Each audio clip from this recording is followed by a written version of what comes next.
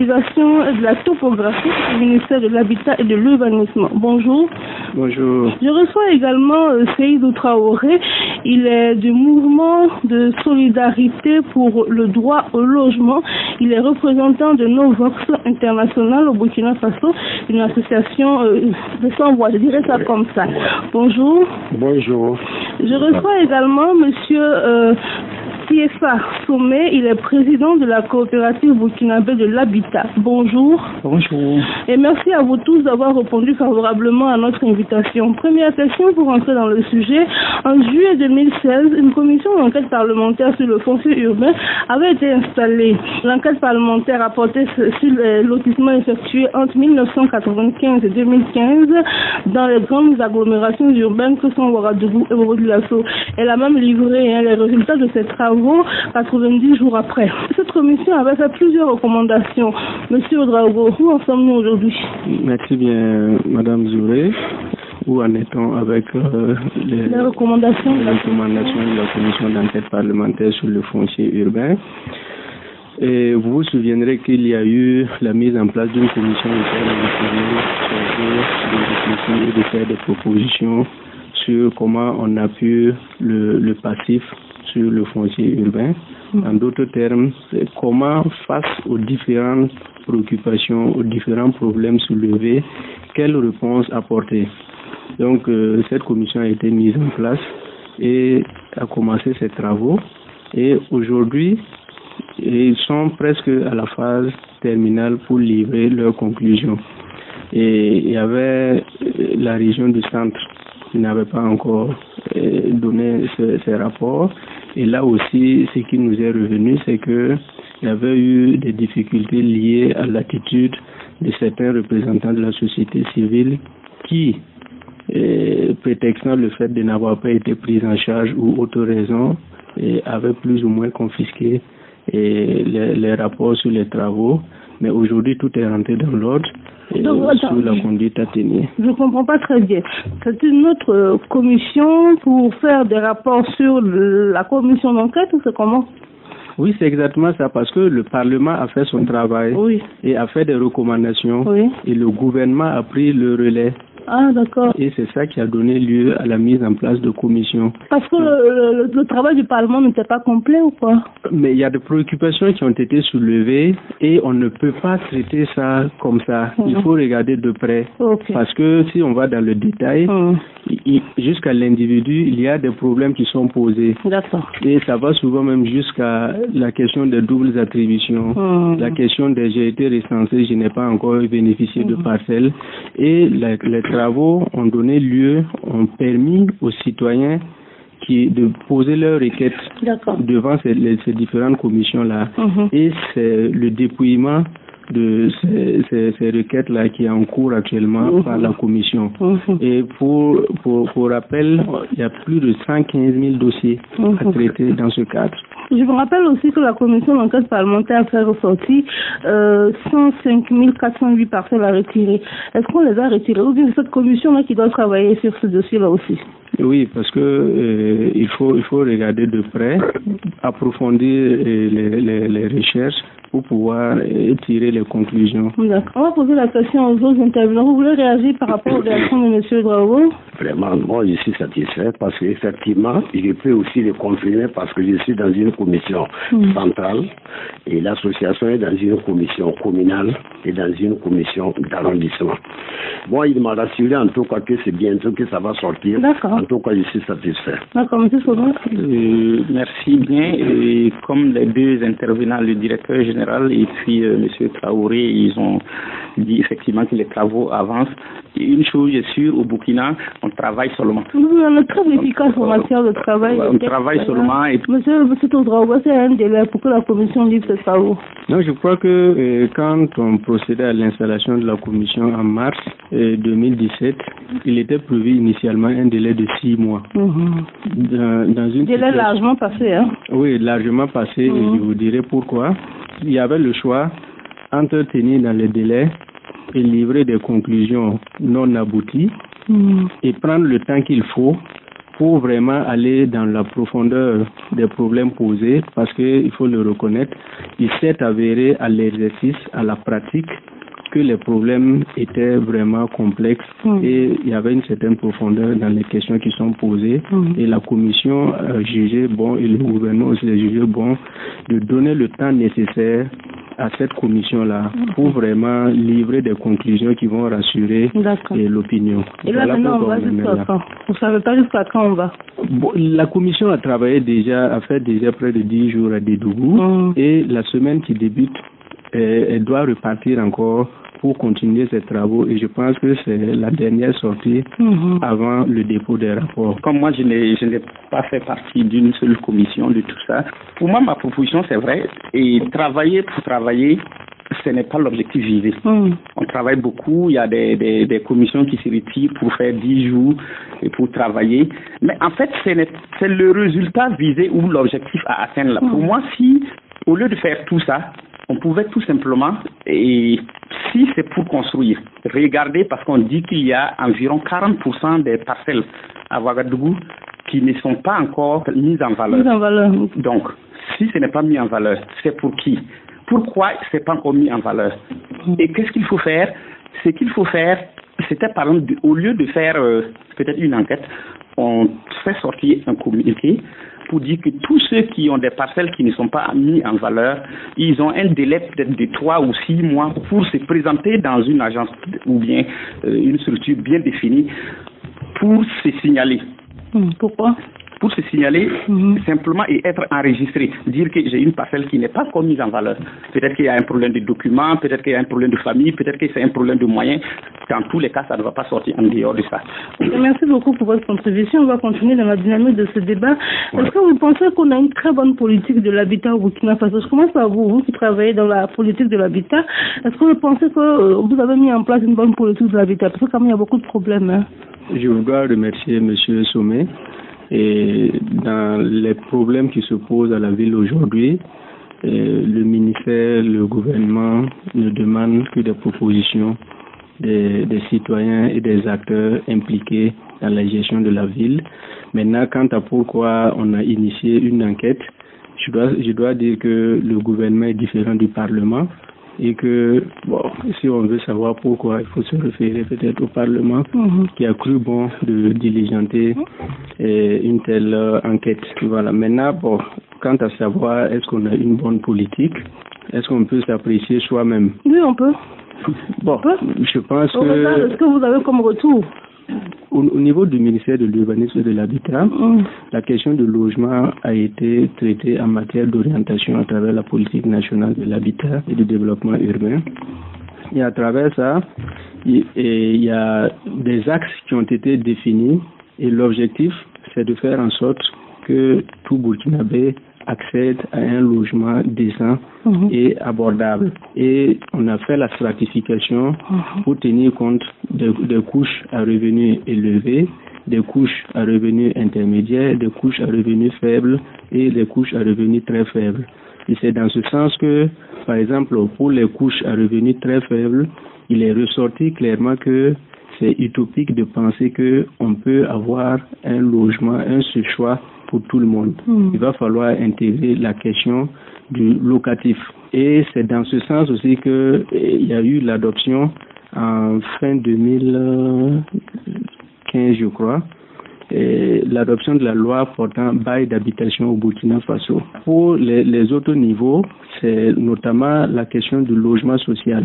Et c'est dans cela que le ministère évolue aujourd'hui avec ce programme ambitieux de 40 000 logements.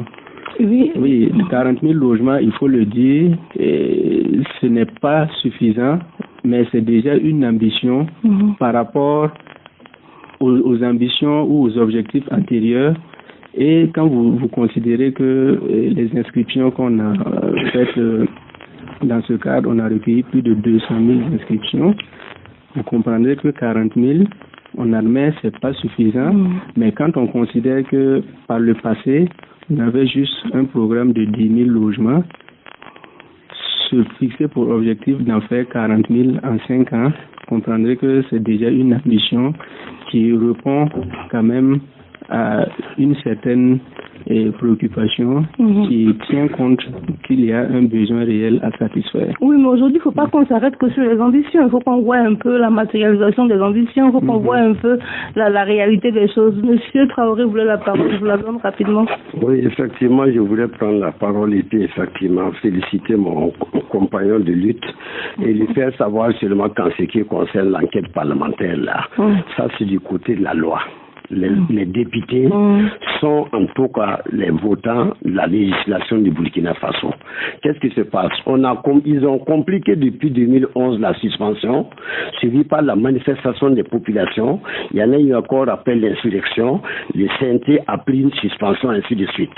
Donc, avec toujours la pression, les députés se sont dit pourquoi ne pas mener des enquêtes? Pour comprendre. Et eux-mêmes, ils ont mené leurs enquêtes et ils ont trouvé des enquêtes qui étaient là pendant. Je vous dis en passant aussi qu'il y a eu des états généraux qui ont fait un bon document. C'est le problème au Burkina Faso, c'est qu'il n'y a pas de suivi vraiment en ce qui concerne vraiment toutes ces décisions-là.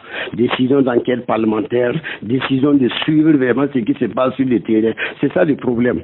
Et je m'en vais dire même que c'est le non-respect des textes et des conventions qui constituent ça fois les problèmes. Au lieu de voir qu'effectivement, en ce qui concerne la procédure de lotissement, est-ce que ça respecte les conventions pour que l'être humain, les citoyens lambda qui se trouvent dans le besoin de la parcelle ou un logement, puissent se retrouver même dans les textes. Je peux rassurer à mon collègue qu'en ce qui concerne l'enquête parlementaire, en ce qui concerne les appuiements du passif, nous suivons de près. Nous suivons de près tout ce qui se passe. Merci beaucoup, Monsieur Traoré.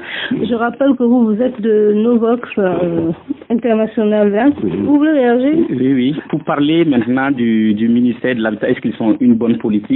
Je peux aussi vous rassurer que ce qui est écrit dans les textes, c'est réellement bien. Mais ce qui se passe sur le terrain, c'est ça le problème. Et je peux vous dire que le ministère de l'Habitat, selon moi, c'est un ministère d'application.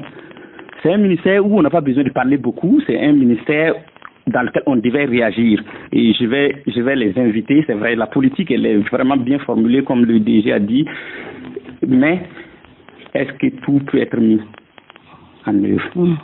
C'est ce qu'il faut voir. Je pense que maintenant, là, c'est mieux pour eux d'arrêter de parler et d'agir. D'accord.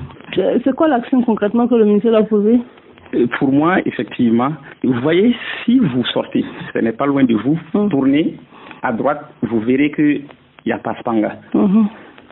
Si vous continuez, vous allez aller à Dapoya, Larlé, Bilibambili, Nemnem. Ce sont des anciens quartiers. Oui. Vous partez à Gunguin, mais ce n'est pas mieux construit que, je ne sais pas, Karpala, où il n'y a pas de voies. Mais ce sont des anciens quartiers. Ce sont des quartiers qui sont lotis il y a longtemps. Aujourd'hui, ce sont des quartiers qui sont proches de la ville et ce sont des quartiers que les gens ne partent pas pour visiter.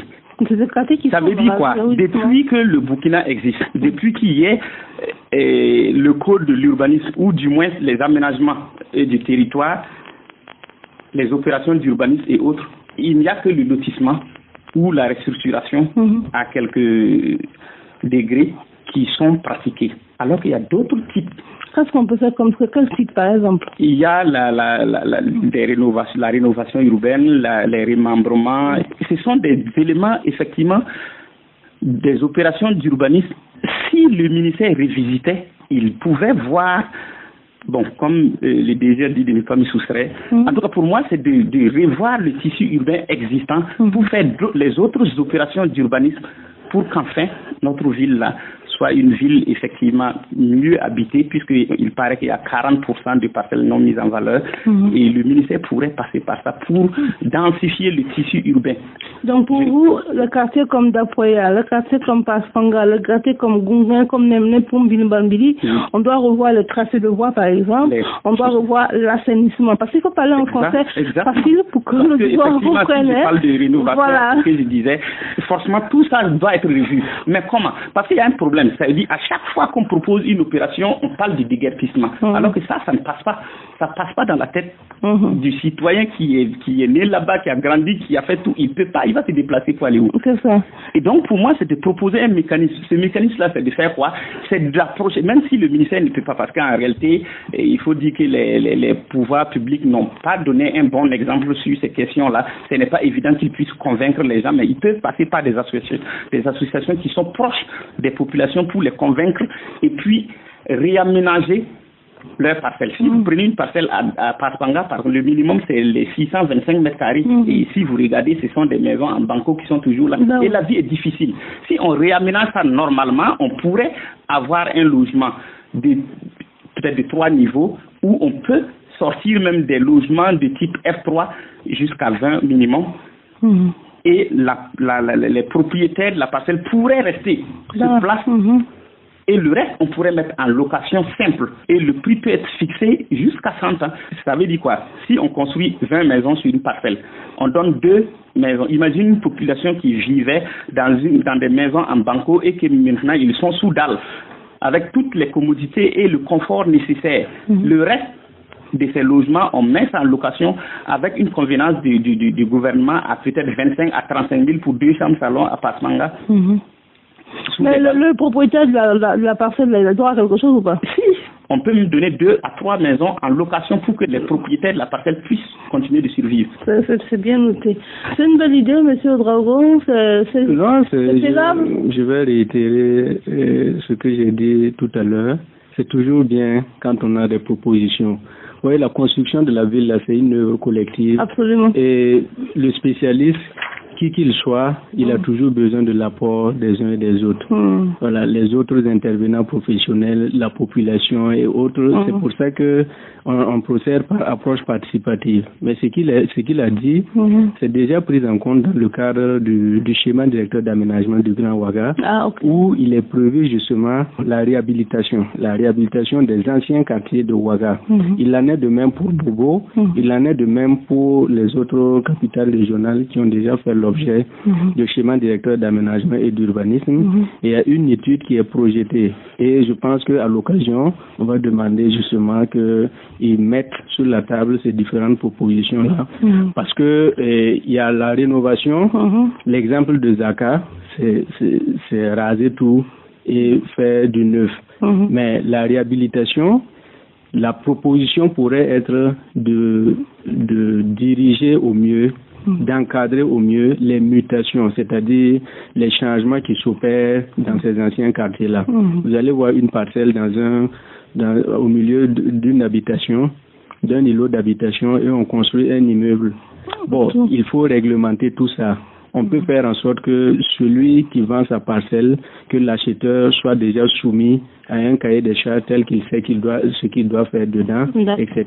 Donc c'est déjà pris en compte et je pense qu'il a été plus concret dans ce qu'il attend que le ministère fasse et c'est une bonne chose, on est dans la même dynamique. Certaines associations, notamment la coalition des associations pour la défense du droit au logement, pensent qu'avec la restructuration que va faire le ministère de l'urbanisme, ce n'est rien d'autre que la création de bidonvilles dans les grands centres urbains. Qu'en pensez-vous, M. Ouedraogo? Bon, en réalité, le bidonville, c'est un terme générique et utilisé à l'international qu'on essaie d'appliquer chez nous. Mais dans la pratique, chez nous, on n'a pas de bidonville. Expliquez-nous. En fait, l'idée, c'est quoi par rapport au... Moi, j'ai dit quoi? Le lotissement, je sais pas. Non, je vais en venir. Voilà. Ça veut dire que y a une étude qui a été faite ici en appui avec l'appui de ONU Habitat qui a permis une intervention dans un quartier périphérique de la ville de Ouagadougou, Bisquin, ce qu'on appelait le programme participatif d'amélioration des bidonvilles. Ça, c'est une appellation globale d'un programme au niveau international.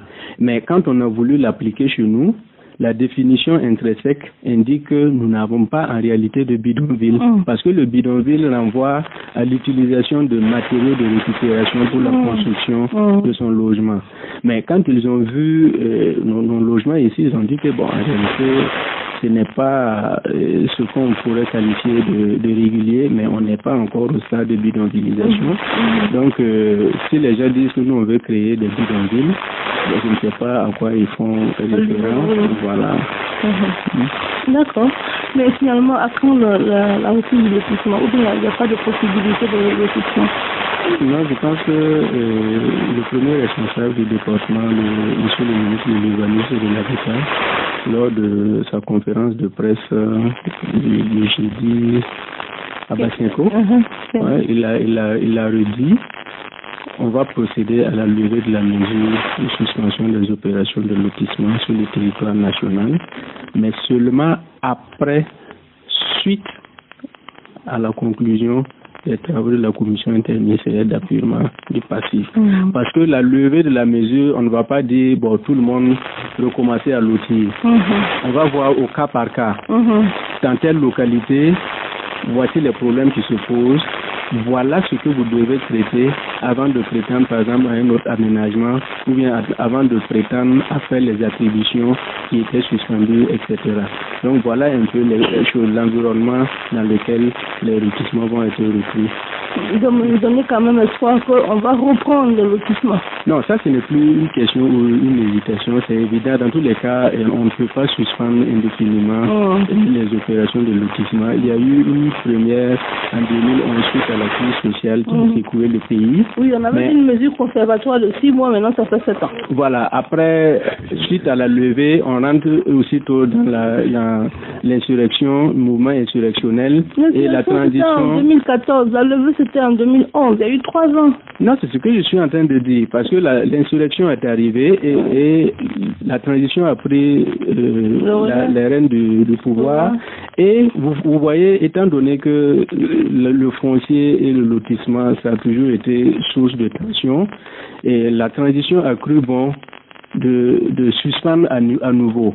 Donc je pense qu'il faut bien faire comprendre que c'est cette suspension qui a toujours cours et je pense que c'est pour donner une suite claire à ça aussi que l'Assemblée s'est auto-saisie de la question pour demander les investigations. Et le gouvernement aussi a pris le relais pour faire des propositions concrètes avant la levée de la mesure. D'accord. Monsieur Traoré? Moi, je voulais vraiment réagir parce qu'en ce qui concerne effectivement la levée des suspensions, moi, en tout cas, je suis toujours et je fais confiance au ministère. Seulement, si vous voulez, ce que je voulais évoquer, quand lorsqu'on s'est rencontré en mars 2017, comme il a dit, avec les acteurs, j'ai été la personne à dire que 6 mois, c'est insuffisant. Des techniciens du ministère ont bien dit non, que ce n'est pas un problème. Aujourd'hui, nous sommes allés à plus de 12 mois. C'est le problème qui est là, c'est que le ministère ne communique pas. Il faut que les gens fassent comprendre au ministère. S'il y avait des communications, même si on peut aller jusqu'à 2 ans, il faut donner les raisons qui nous poussent à aller jusqu'à 2 ans. Quelqu'un qui est dans une parcelle il y a près de 20 ans, de suspension en suspension, il est là. Et toujours, c'est eux qui sont qui vivent vraiment les incriminations de la justice. Et je le répète, ça c'est une situation qui me fait toujours mal. Quelqu'un qui est dans une zone notée à 20 ans, nous avons tous reconnu que le lotissement est plein de malversations. Et c'est dans ce même lotissement qu'un juge prend une ordonnance, dit d'aller déguerpir quelqu'un qui est dans une parcelle il y a 20 ans. Entre nous. Pourquoi? Non, mais allez-y demander au juge. Moi, je le dis tout ça parce que c'est une situation que je vis et que je le répète, le ministère même, quand il y a une situation Traoré comme ça est en justice, il faut avoir le courage de revoir les textes à ce niveau. Parce que les juges me disent, monsieur Traoré, nous pratiquons les lois du Burkina Faso. C'est le ministère qui a fait arrêter, c'est les députés qui ont qui ont fait l'enquête parlementaire.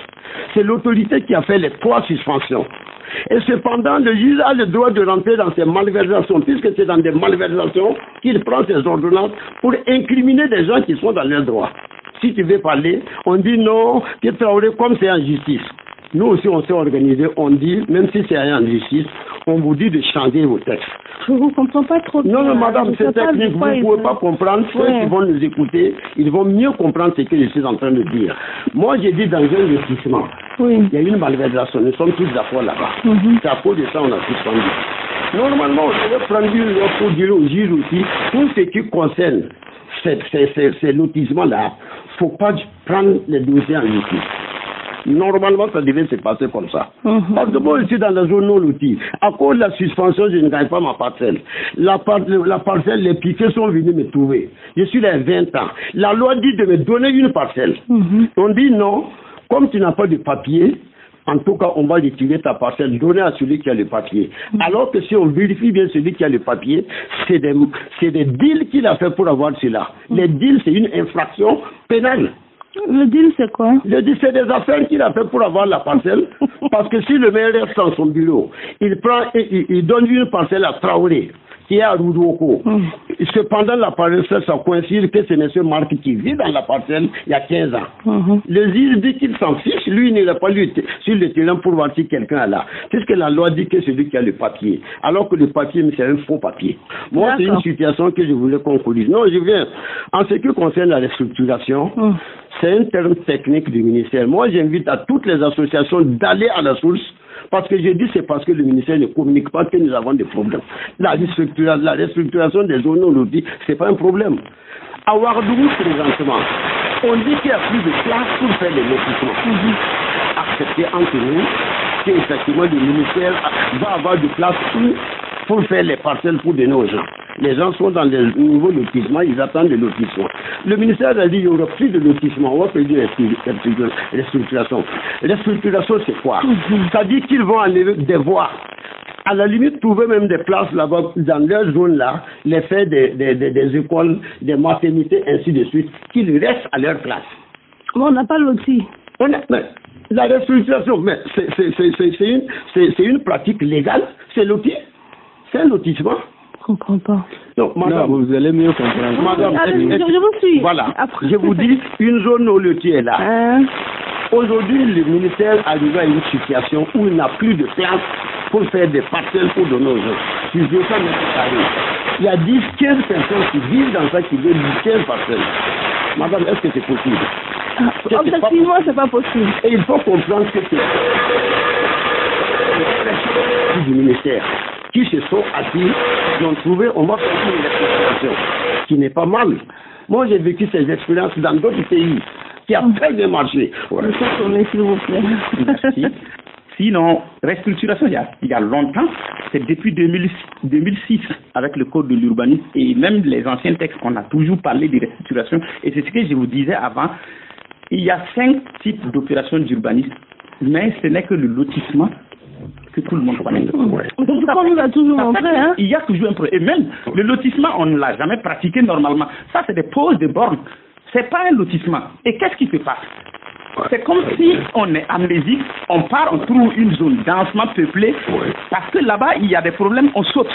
Et on va là où il y a les terrains vides, et on aménage, et c'est d'autres personnes qui viennent. Mais ceux qui sont déjà densement peuplés dans une zone bien définie, qui va venir là-bas? Ni l'État, ni la mairie, ni aucune association. Ils ne pourront que constater, tout simplement. Et c'est là le vrai problème. Qu'est-ce qu'il fallait faire? Un lotissement, si on ne veut pas des problèmes dans les attributions, parce que c'est ça qui pose le problème. Sinon, le lotissement lui-même, en tant que tel, ne pose jamais de problème. Et pourquoi il y a problème? Pour moi, c'est parce que en réalité, les parcelles qui sont issues du lotissement ne connaissent pas leurs propriétaires. En l'avance, on devait savoir est-ce qu'il y aura un problème. S'il y a un problème, comment on résout le problème? Mais non, on fait un lotissement, maintenant tout le monde vient déposer ses dossiers et là forcément il y aura un problème. Parce que qui ne veut pas une parcelle? Je vais donner une explication. Dans un processus de lotissement, je suis d'accord avec vous que c'est l'État même qui ne suit pas la pratique des maires. Le lotissement en tant que tel, il n'y a rien de tel. C'est bien posé comme ce que la loi l'a dit. Premièrement, il y a des recensements. On connaît tous les acteurs qui doivent avoir les parcelles. Pour preuve, on part fixer la liste. Ce qui est recommandé par les textes, ils affichent. Tu connais si tu dois avoir ou pas. Et on connaît d'avance le nombre de parcelles, si ça doit suffire ou pas. Donc, tout ça, c'est connu, mais c'est le manque de suivi des hautes autorités. Comme nous sommes en politique, le maire vient de notre bord, il faut le laisser faire ce qu'il est en train de faire. Non, et c'est grâce à la presse. Vous êtes en train de charger les maires parce qu'il n'y a pas de maire sur le plateau. Madame, moi je vous dis tout simplement, les politiciens là, c'est eux qui laissent les maires narguer les textes. C'est le ministère de Matédé, le ministère de l'Urbanisme qui doit s'occuper de ça. Il devait avoir un comité de suivi qui suit même la pratique des maires. Les maires, même demain, si on les dit de lotir et qu'il n'y a pas de suivi, ils vont pratiquer ce qui s'est passé. Sinon pire. Vous faites des accusations, j'ai pas de répondant en face par rapport à ça. Donc je ne peux pas vous laisser continuer sur cette route-là quand même. Hein. Bon, madame, je voudrais pouvoir revenir sur cette question sensible et actuelle de la restructuration. On a pratiqué longtemps la restructuration, mais l'opinion retient que le mot lotissement. Même donc, tout ce qui a été... la différence entre les deux mots. J'en viens. Même tout ce qui a été opéré comme restructuration, pour le citoyen lambda, c'est un lotissement. En réalité, c'est de là que vient le problème. Alors qu'aujourd'hui, dire qu'on va apporter des réponses dans les zones non loties ou habitats spontanés, en parlant de lotissement, c'est dénier même leur existence. Ouais. Parce que le lotissement, là, c'est l'intervention sur un terrain nu. Vous voyez, si on veut interpréter, ça veut dire quoi? Si le ministère dit qu'il va faire un lotissement, c'est comme si on ignore ceux qui sont sur place et qu'on va venir, on va tracer les voies là comme on veut. Et on va mettre les équipements où on veut. Mais en parlant de restructuration, c'est une forme de reconnaissance qu'il y a une vie là-bas dont il faut tenir compte. C'est ce que les gens doivent savoir. Il y en a qui se plaisent à dire que non, on a dit restructurer, donc on va tout raser. Rénovation, c'est l'action qui conduit à tout raser et c'est le cas de Zaka. Ça, c'est la rénovation urbaine. Mais la restructuration, on va tenir compte là où la voie devait passer tout droit, on va apprécier en fonction de la réalité du terrain pour dévier, mais toujours rester fonctionnel. Quand on dit restructuration, qu'est-ce qu'on met dedans? On va tracer des voies, on va faire des écoles, comme disait monsieur Traoré, on va faire des maternités. Dites clairement, qu'est-ce qu'on met dans la restructuration? Et qu'est-ce qu'on leur regarde à elles, ces personnes-là? Est-ce qu'elles vont bouger? Est-ce qu'elles vont pas bouger? Est-ce qu'on va être propriétaire de leur sol? C'est quoi? Dites-nous concrètement. Bon, pour dire en termes simples, la restructuration, c'est un lotissement adapté qu'on va faire. C'est-à-dire? Un lotissement adapté dans ce sens que si on doit tracer la voie, on va tenir compte de ce qui existe. Dans un lotissement, les voies peuvent être rectilignes, mais dans une restructuration, on ne se permet pas ça parce qu'il y a déjà un existant et on tient compte de la réalité pour concevoir le plan. C'est pour ça qu'on va s'appuyer sur des images satellitaires. Des géomètres vont aller sur le terrain et puis lever ce qui existe. Chaque maison sera levée. Et là où il y a déjà un passage de voie, on va voir si ça doit être élargi. Et c'est justement en voulant élargir que naturellement, ça va toucher des gens. Mais ils ne vont pas dire que c'est la première fois qu'on opère un lotissement. Pour poser les bornes, souvent on est obligé de trouver la maison de quelqu'un ou bien de casser la maison. Ce n'est pas a fortiori faire passer une voie qui ne va pas toucher un citoyen. Donc dans la situation actuelle, c'est vouloir ou ne pas vouloir. Ils ont demandé, on a dit on va le faire. Maintenant, on a dit ce que vous demandez là, ce n'est pas un lotissement, c'est une restructuration. Et la différence avec le lotissement, c'est qu'on est conscient qu'il y a une vie qu'il faut prendre en compte dans les travaux à faire. Et on va sortir discuter avec eux, notamment sur la taille des parcelles même. C'est ce que M. Traoré disait. Dans une telle concentration de population, est-ce que vous estimez qu'on peut avoir encore les tailles ordinaires de parcelles qu'on a? On va discuter ensemble. Qu'est-ce qui est faisable pour que chacun ait son terrain, mais aussi qu'on puisse satisfaire le plus grand nombre, suivant des critères qu'on va définir ensemble. C'est vrai, on dit qu'ils ne communiquent pas beaucoup.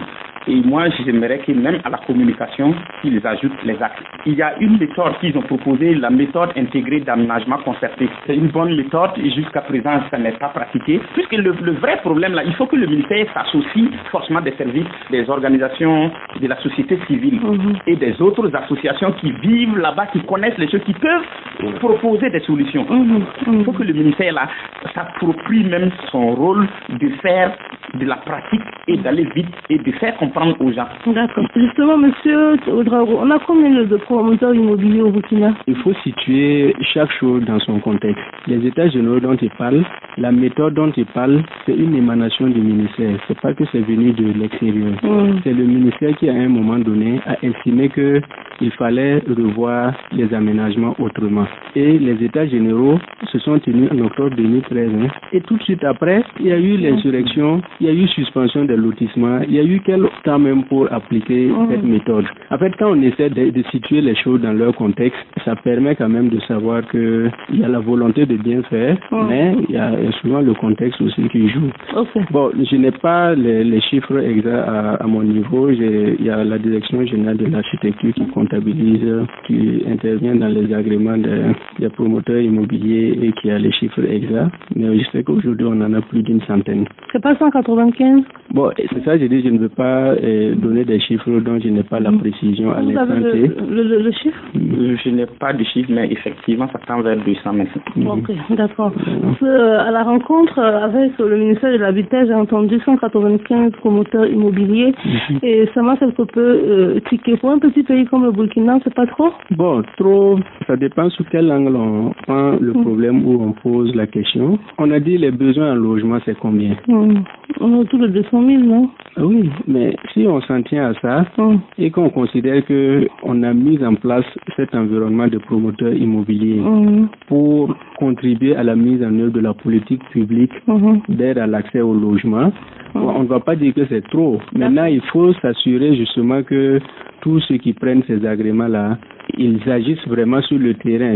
Et du reste, nous sommes en train de relire les textes sur la promotion immobilière, justement pour permettre de mieux encadrer ce qui se passe dans cette pratique de promotion immobilière. Sur ce plateau, justement, on a une coopérative qui évolue également dans le domaine du logement.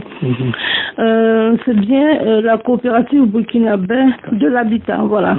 Et c'est vous le président, M. Sommet Tiefa, vous le président de cette coopérative-là. Est-ce que vous pouvez nous, en 2-3 mots, dites-nous qu'est-ce que c'est concrètement?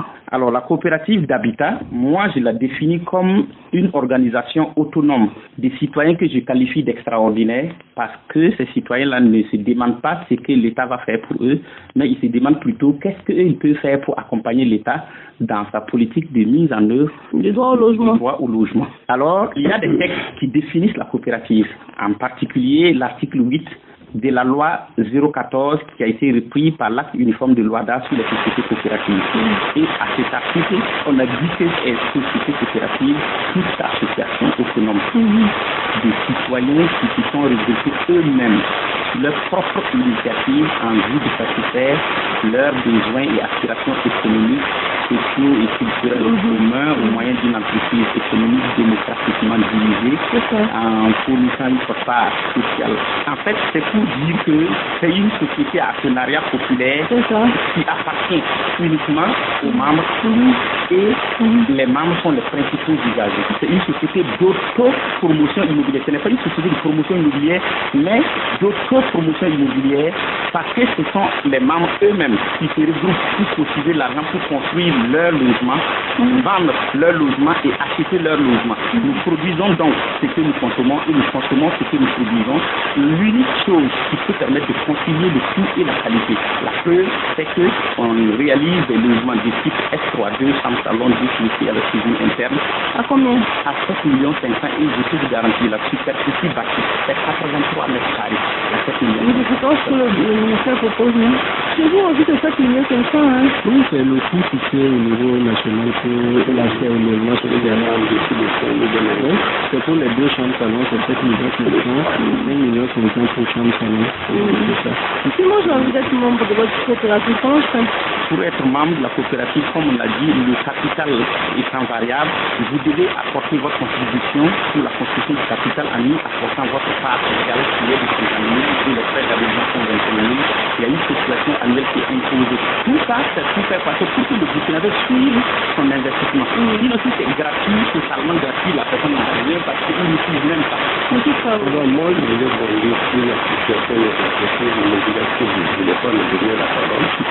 Dans ce qui concerne les entreprises immobilières de fonds de connaissance, c'est une importante organisation des entreprises immobilières au Burkina Faso. C'est parce que l'État n'a pas les moyens de satisfaire les logements. Donc, il a fait appel au privé. Mais maintenant, il y a un quoi.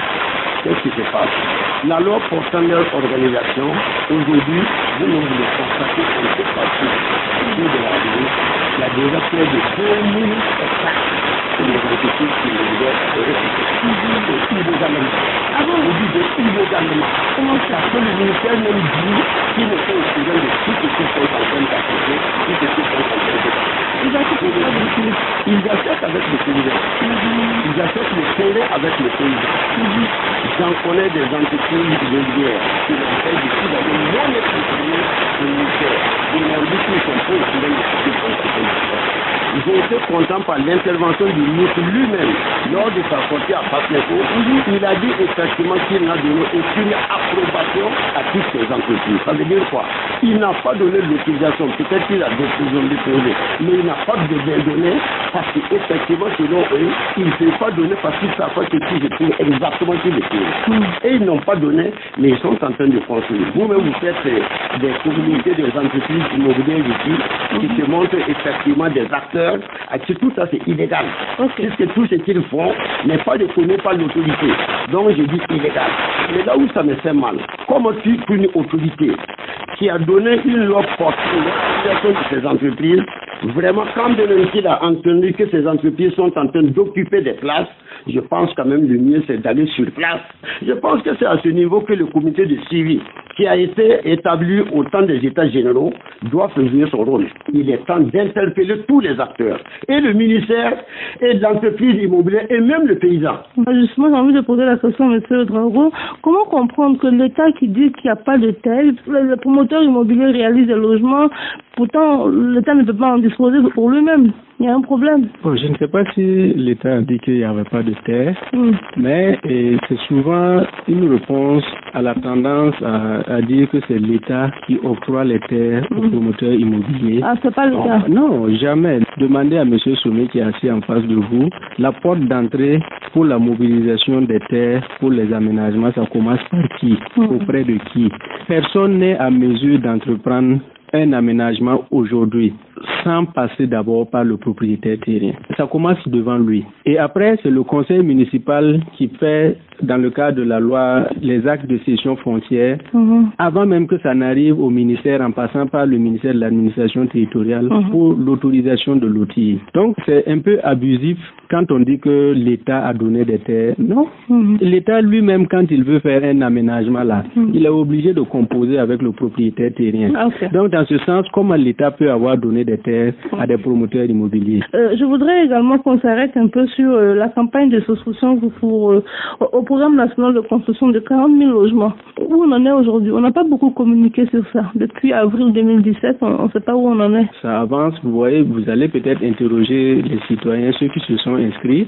Il y en a qui reçoivent des messages sur leur numéro de téléphone ou suivant le canal qu'ils ont suivi pour faire la souscription, leur donnant l'évolution de la situation. Il y en a qui ont été invités à venir souscrire parce que les inscriptions, c'est différent de la souscription. L'inscription, c'était pour évaluer l'ampleur de la demande. Où on a 200 000 demandes. Voilà. Mais non, on a sélectionné ou quoi? Non, si on prend le problème de façon arithmétique, c'est la conclusion à laquelle on va en venir. Mais dans la pratique, c'est une approche globale. Les 40 000, c'est ce que l'État s'est fixé de faire. Non seulement les inscriptions, c'était pour avoir une idée de l'ampleur de la demande et sa répartition spatiale. Les gens ont dit, je souhaite avoir mon logement à Bobo, d'autres ont dit à Wayugia, d'autres ont dit dans certaines communes rurales, etc. Donc, on a une idée. Maintenant, au fur et à mesure de l'avancement du processus, il y en a qui ont été invités à aller souscrire auprès de leur banque. Voilà. Maintenant, en dehors de ce qui va être construit, il y a l'appui à l'autoconstruction. Ça aussi, c'est une initiative du ministère pour appuyer ceux qui disposent de parcelles non mises en valeur par la mise à disposition de plans types et l'appui technique pour la mise en valeur de leurs parcelles.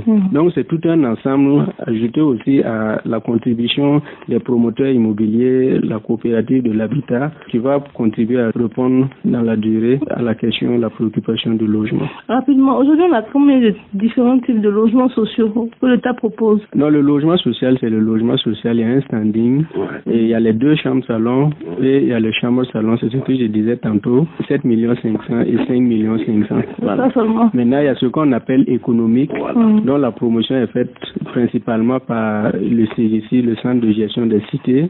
Et ça peut aller souvent à 12, 14 millions en fonction du standing des superficies. Et il y a aussi les logements de standing. Et ça, vraiment, il n'y a pas de prix plafond, quoi, parce que celui qui aspire au standing, à la limite, il peut construire lui-même, quoi. Je voudrais réellement attirer encore l'attention des OSC et du ministère pour qu'ils vérifient. Parce que dans ce domaine, je pense que je suis un acteur dynamique et j'ai regardé les logements de 5 500 000, de 6 500 000, de 7 500 000, ça c'est révolu. Depuis, et vous pouvez aller essayer de vérifier sur le terrain pour voir.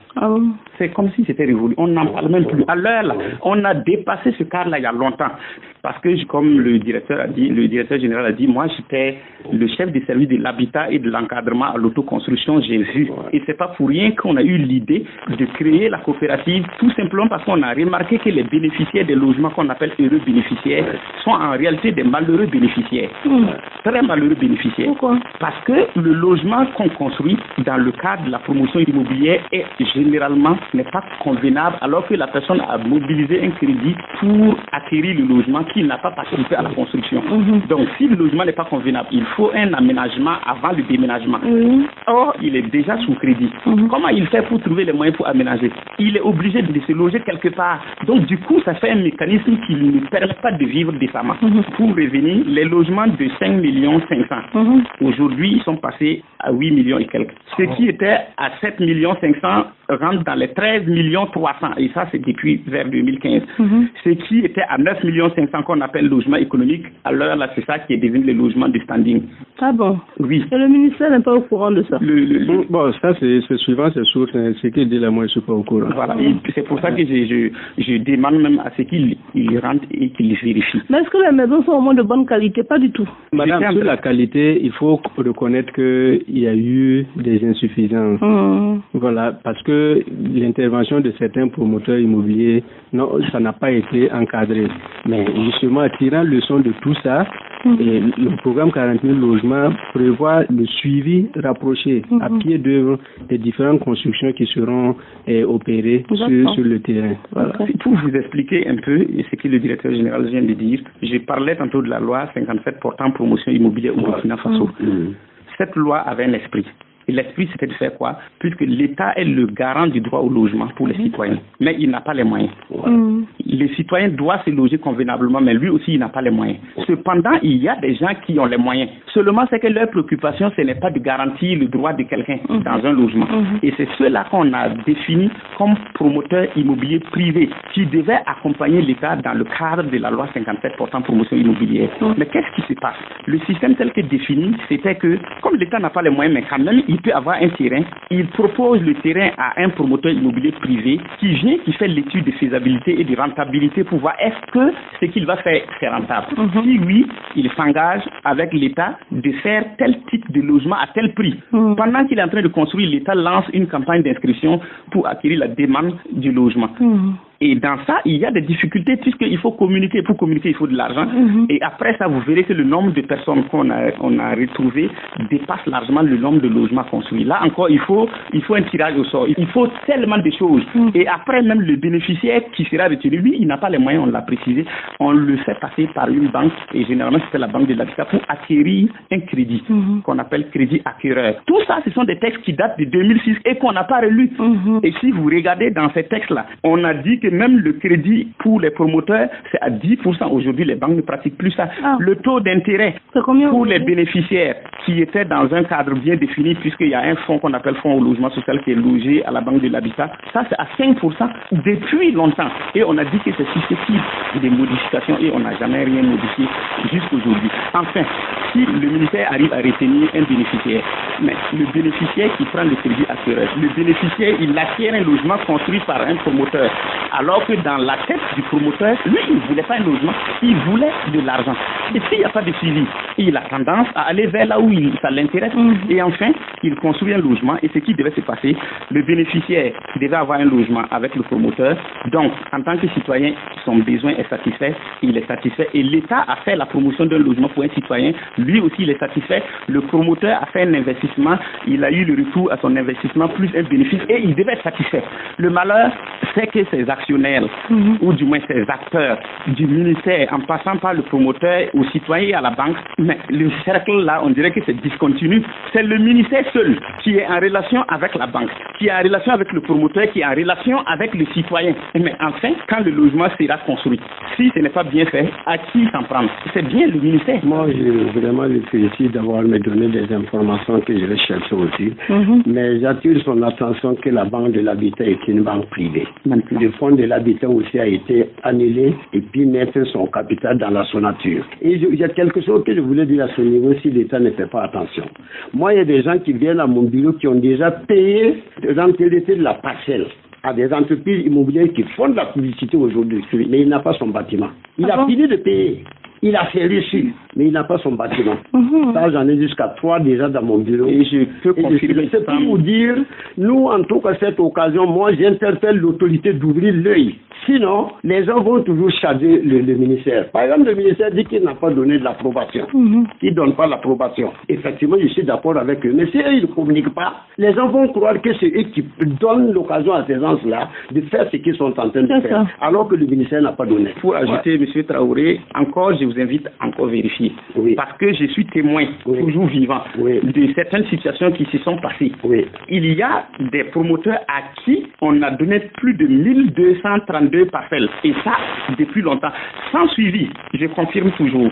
Bon, maintenant, je ne sais pas pourquoi M. Soumet insiste sur ça. Je ne sais pas s'il est venu sur le plateau pour charger le ministère ou c'est quoi. Non, j'ai dit non, ce que je suis en train de dire, on a tous reconnu par le passé, les constructions des promoteurs, ça n'a pas été intégralement suivi. On l'a reconnu. Maintenant, s'il revient là-dessus, s'il y a quelque chose d'autre qu'il veut dire, c'est bien qu'il le dise. Sinon, on a bien reconnu. Et ce dont il parle, il était dans le service chargé du suivi des promoteurs immobiliers à l'époque.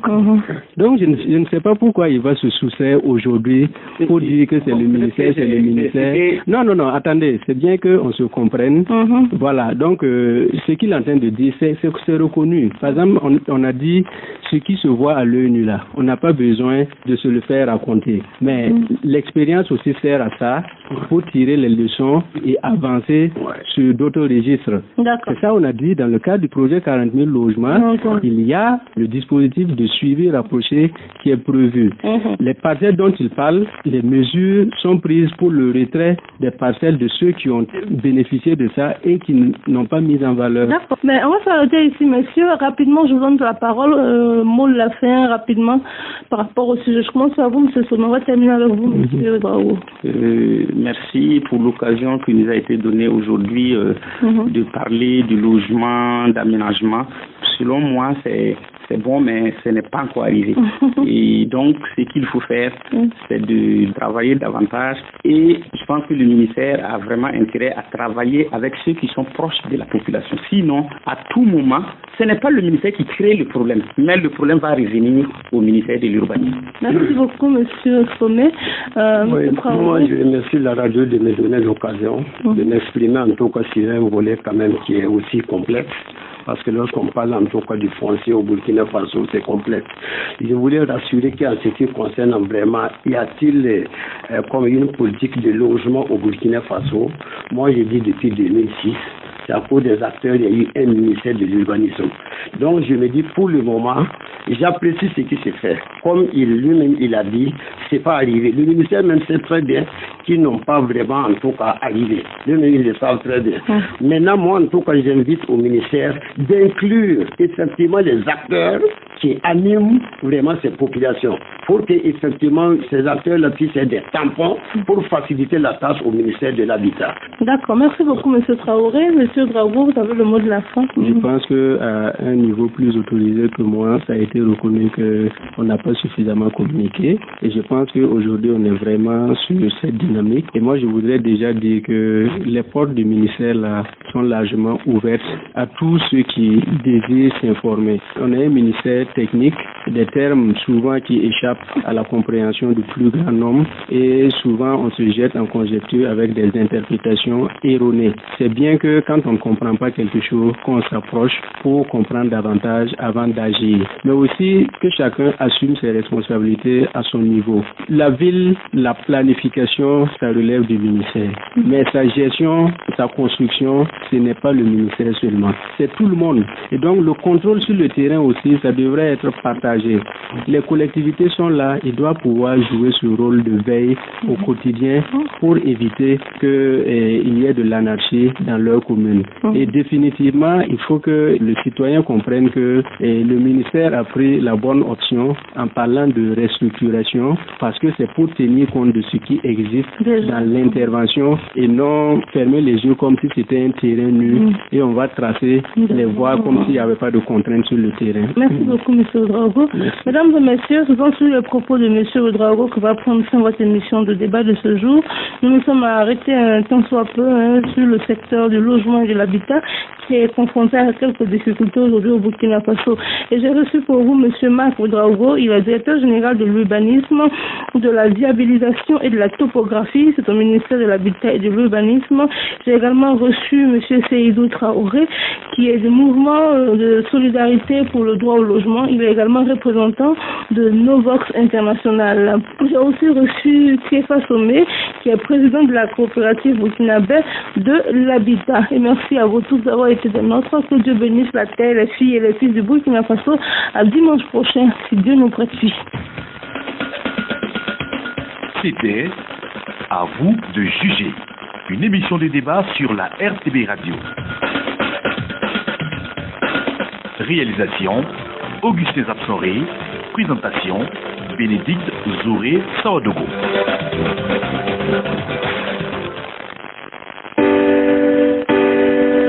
C'est pas un jour, un peuple, l'homme intègre, refusant la prise en otage des biens publics, sortant du silence. Donnant l'exemple à l'Afrique et au monde pour que plus jamais.